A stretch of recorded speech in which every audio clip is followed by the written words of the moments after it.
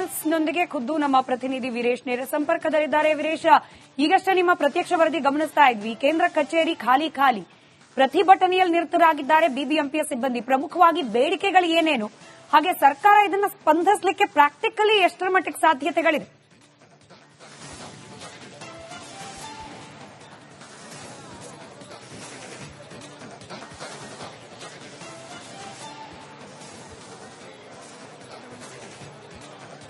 ಸ್ಮಿತಾ ರಂಗನಾಥ್, ನಾ ಪ್ರೆಸೆಂಟ್ ಈಗ freedom park ಅಲ್ಲಿ ಇದ್ದೇನೆ.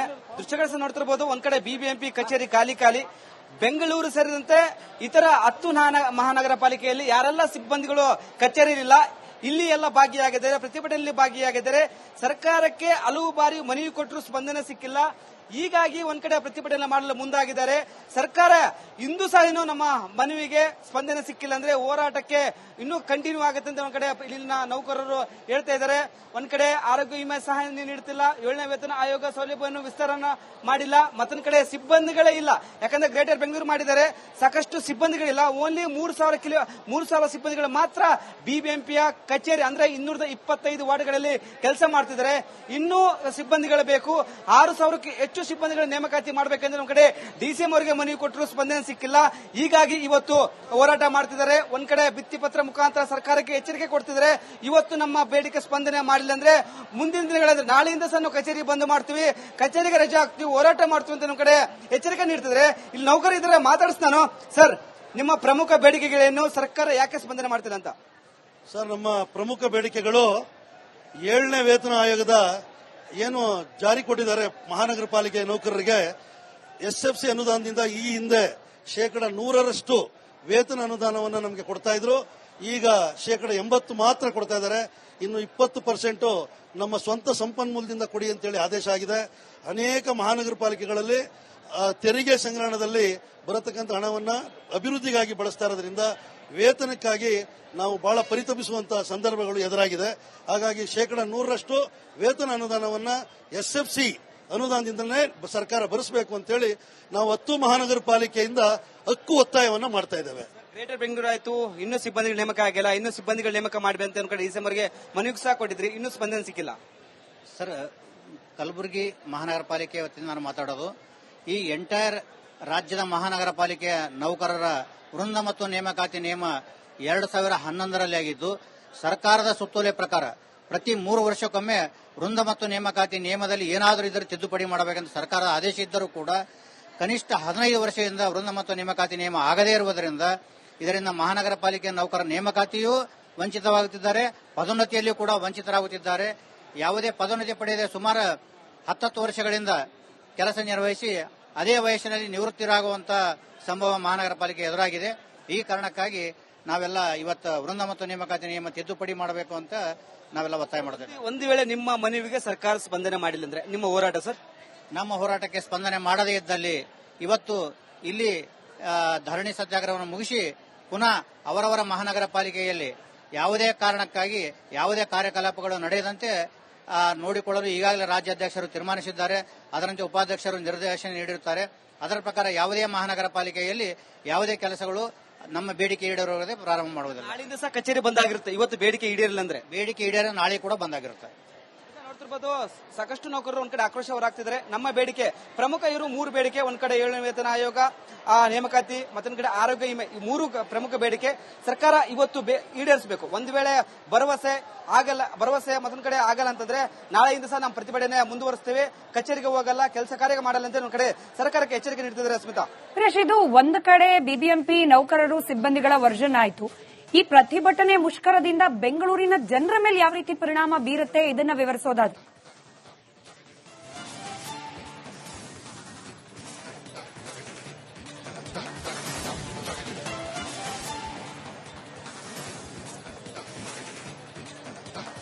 ಸ್ಮಿತಾ, ಎಲ್ಲಾ ನೌಕರರು ಇಲ್ಲೇ ಬಂದಿದ್ದಾರೆ. ಯಾವ್ದು ಕೆಲಸ ಕಾರ್ಯಗಳೇನಾಗಲ್ಲ. ಒಂದ್ ಕಡೆ ಈ ಖಾತಾ ಆಯ್ತು, ಬರ್ತ್ ಸರ್ಟಿಫಿಕೇಟ್ ಆಯ್ತು, ಹಲವಾರು ಕೆಲಸಗಳು ಬಿಬಿಎಂಪಿ ಕೇಂದ್ರ ಕಚೇರಿಗೆ ಮತ್ತು ಈ ವಾರ್ಡ್ಗಳಲ್ಲಿರುವ ಕಚೇರಿಗೆ ಬರ್ತಿದ್ದಾರೆ ಸಾಕಷ್ಟು ಸಾರ್ವಜನಿಕರು. ಯಾಕಂದ್ರೆ ಇವತ್ತು ಬಿಬಿಎಂಪಿ ನೌಕರರು ಇರ್ತಾರೆ, ನಮ್ಮ ಕೆಲಸ ಕಾರ್ಯಗಳಾಗುತ್ತೆ, ಕೆಲವೊಂದು ಸರ್ಟಿಫಿಕೇಟ್ ಸಿಗುತ್ತೆ, ಈಗ ಹಲವಾರು ಅನ್ಕೊಂಡಿದ್ರು. ಬಟ್ ಎಲ್ಲಾ ನೌಕರರು ಪ್ರತಿಭಟನೆಯಲ್ಲಿ ಭಾಗಿಯಾಗಿದ್ದಾರೆ. ದೃಶ್ಯಗಳು ಸಹ ನೋಡ್ತಿರಬಹುದು, ಹಲವಾರು ಮಹಿಳೆಯರು, ಅಧಿಕಾರಿಗಳು ಸಹ ಭಾಗಿಯಾಗಿದ್ದಾರೆ. ಎಲ್ಲರೂ ಬೇಕೇ ಬೇಕು, ನಮಗೆ ನ್ಯಾಯ ಬೇಕು, ನಮ್ಮ ಬೇಡಿಕೆಗಳನ್ನ ಈಡೇರಿಕೆ ಮಾಡಲೇಬೇಕಂತ ನಮ್ಮ ಕಡೆ ಇವತ್ತು ಗಟ್ಟಿಯಾಗಿ ಬಂದಿದ್ದಾರೆ. ಸರ್ಕಾರಕ್ಕೆ ಎಚ್ಚರಿಕೆ ಸಹ ಕೊಡೋಕೆ ಬಂದಿದ್ದಾರೆ. ಯಾಕಂದ್ರೆ ಡಿಸಿಎಂ ಅವರಿಗೆ ಒಂದ್ ಕಡೆ ಮನವಿ ಸಹ ಸಲ್ಲಿಸಿದ್ದಾರೆ ಬೆಂಗಳೂರು ನೌಕರ ಸಂಘದವರು. ಸರ್, ಡಿಸಿಎಂ ಅವರು ಇನ್ನೂ ಅದಕ್ಕೆ ಸ್ಪಂದನೆ ಸಿಕ್ಕಿಲ್ಲ.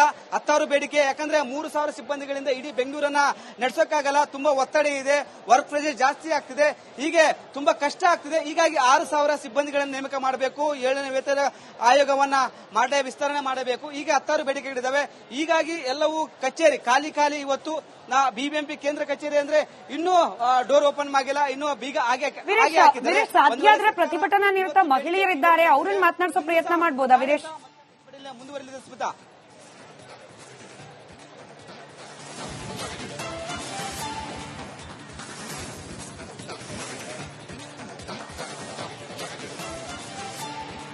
ನಾನು ಮಾತಾಡಿಸ್ತೀನಿ. ಸಾಕಷ್ಟು ಪ್ರತಿಭಟನಾ ಮಹಿಳಾ ಅಧಿಕಾರಿಗಳಿದ್ದಾರೆ. ಮೇಡಮ್, ಸರ್ಕಾರಕ್ಕೆ ಮನವಿ ಸಹ ಸಲ್ಲಿಸಿದ್ರ, ನಿಮ್ಮ ಬೇಡಿಕೆ ಇನ್ನೂ ಈಡೇರಿಕೆ ಆಗಿಲ್ಲ, ಇವತ್ತು ಪ್ರತಿಭಟನೆ ಮಾಡ್ತಿದ್ರ, ಏನ್ ಹೇಳ್ತೀರಂತ ಸರ್ಕಾರಕ್ಕೆ? ಅದೇ ಎಲ್ಲ ಪ್ರತಿಭಟನೆಯಲ್ಲೂ ನಾವು ಭಾಗವಹಿಸ್ತೀವಿ, ಆದ್ರೆ ನಮ್ದು ಯಾವ್ದು ಈಡೇರಿಸ್ತಾ ಇಲ್ಲ. ನಾವು 25-28 ವರ್ಷದಿಂದ ಕಷ್ಟಪಡ್ತಾ ಇದ್ದೀವಿ, ಅದರಿಂದ ಇವತ್ತು ಎಲ್ಲ ಒಟ್ಟುಗೂಡಿದೀವಿ. ಏನ್ ಹೇಳ್ತೀರಿ ಸರ್ಕಾರಕ್ಕೆ? ಸರ್ಕಾರಕ್ಕೆ ಏನ್ ಹೇಳೋದು, ಅವ್ರಿಗೇನ್ ಹೇಳಿದ್ರು ಕಿವಿ ಕೇಳಿಸಲ್ಲ. ಹಂಗಾಗಿ ನಮ್ಮ ಅಮೃತರಾಜ್ ಸರ್ ಇವತ್ತು ಪ್ರತಿಭಟನೆ ಇಟ್ಕೊಂಡಿದ್ದಾರೆ. ಈ ಪ್ರತಿಭಟನೆ ಯಶಸ್ವಿ ಆಗುತ್ತೆ ಅಂತ ನಾವು ಅನ್ಕೊಂಡಿದೀವಿ. ನಮ್ಮ ನಮ್ಮ ಏನು ಒಂದು ಮನವಿ ಕೋರಿಕೆ ಕೊಟ್ಟಿದೀವಿ, ಅದೆಲ್ಲ ಈಡೇರುತ್ತೆ ಅಂತ ತಿಳ್ಕೊಂಡಿದೀವಿ. ಅಮೃತರಾಜ್ ಸರ್ ಇವತ್ತು ಒಂದು ಪ್ರತಿಭಟನೆ ಏನ್ ಇಟ್ಕೊಂಡಿದ್ದಾರೆ, ಅದರಿಂದ ಎಲ್ಲಾ ವರ್ಕರ್ಸ್ಗೆ, ಬಿಬಿಎಂಪಿ ವರ್ಕರ್ಸ್ಗೆ ಇವತ್ತು ಒಳ್ಳೇದಾಗುತ್ತೆ ಅಂತ ನಾವು ತಿಳ್ಕೊಂಡಿದೀವಿ, ಆಗ್ಲೇಬೇಕು. ಮೇಡಮ್, ಇವತ್ತು ರಜಾಕ್ಕೆ ಬಂದಿದ್ದೀರಾ? ಹೌದು ಸರ್, ಇವತ್ತು ನಾವ್ ಯಾರು ಕೆಲ್ಸಕ್ಕೆ ಹೋಗಿಲ್ಲ, ಎಲ್ಲರೂ ರಜಾಕ್ ಬಂದಿದೀವಿ ನಾವು. ಸರ್ಕಾರ ಒಂದ್ ವೇಳೆ ಸ್ಪಂದನೆ ಮಾಡಿಲ್ಲ ಅಂದ್ರೆ?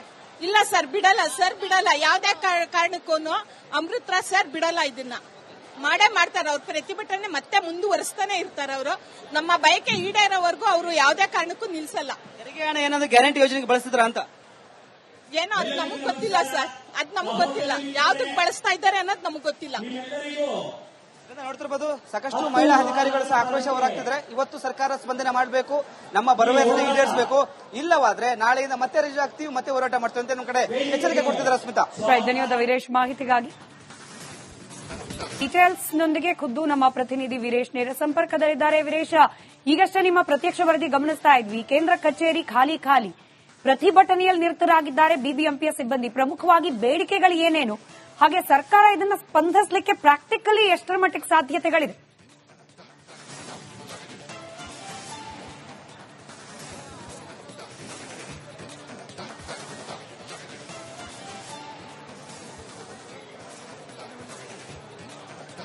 ಸ್ಮಿತಾ ರಂಗನಾಥ್, ನಾ ಪ್ರೆಸೆಂಟ್ ಈಗ ಫ್ರೀಡಂ ಪಾರ್ಕ್ ಅಲ್ಲಿ ಇದ್ದೇನೆ. ದೃಶ್ಯಗಳು ನೋಡ್ತಿರಬಹುದು, ಒಂದ್ ಕಡೆ ಬಿಬಿಎಂಪಿ ಕಚೇರಿ ಖಾಲಿ.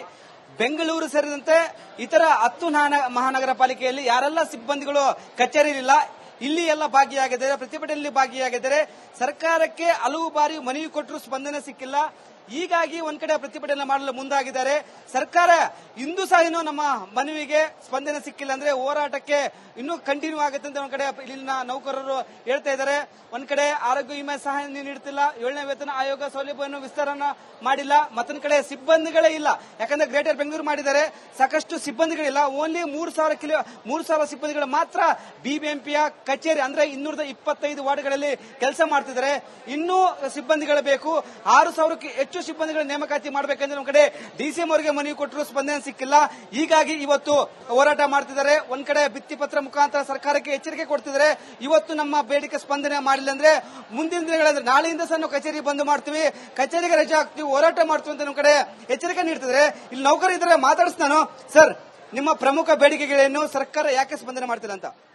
ಸರ್, ನಮ್ಮ ಪ್ರಮುಖ ಬೇಡಿಕೆಗಳು 7ನೇ ವೇತನ ಆಯೋಗದ ಏನು ಜಾರಿ ಕೊಟ್ಟಿದ್ದಾರೆ ಮಹಾನಗರ ಪಾಲಿಕೆ ನೌಕರರಿಗೆ, ಎಸ್ಎಫ್ಸಿ ಅನುದಾನದಿಂದ ಈ ಹಿಂದೆ 100% ವೇತನ ಅನುದಾನವನ್ನು ನಮಗೆ ಕೊಡ್ತಾ ಇದ್ರು. ಈಗ 80% ಮಾತ್ರ ಕೊಡ್ತಾ ಇದ್ದಾರೆ. ಇನ್ನು 20% ನಮ್ಮ ಸ್ವಂತ ಸಂಪನ್ಮೂಲದಿಂದ ಕೊಡಿ ಅಂತೇಳಿ ಆದೇಶ ಆಗಿದೆ. ಅನೇಕ ಮಹಾನಗರ ಪಾಲಿಕೆಗಳಲ್ಲಿ ತೆರಿಗೆ ಸಂಗ್ರಹಣದಲ್ಲಿ ಬರತಕ್ಕಂಥ ಹಣವನ್ನ ಅಭಿವೃದ್ಧಿಗಾಗಿ ಬಳಸ್ತಾ ಇರೋದ್ರಿಂದ ವೇತನಕ್ಕಾಗಿ ನಾವು ಬಹಳ ಪರಿತಪಿಸುವಂತಹ ಸಂದರ್ಭಗಳು ಎದುರಾಗಿದೆ.